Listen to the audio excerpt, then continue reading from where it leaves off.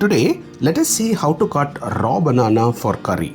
In this video, I'm going to show you two very important ways of cutting raw banana. For this, we take one raw banana nicely washed. We remove the stalk portion from the front and the back and peel it completely as you see in the video. We use a peeler for this. Peeling also helps the cooked banana to have a soft texture.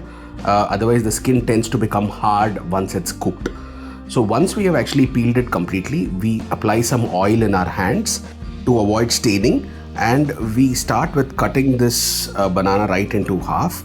Hold the banana vertically and cut it in 90-degree angle the way you're actually seeing it right now, and then we chop it into cubes ready to be cooked. You can see these cubes. I'll hold up one for you and the cubes are ready now. There is another method in which we can cut the raw banana for curry. Let's use the other half of the banana, hold it vertically and start chopping it the way you can see in terms of semicircles. Now this is another way you can chop.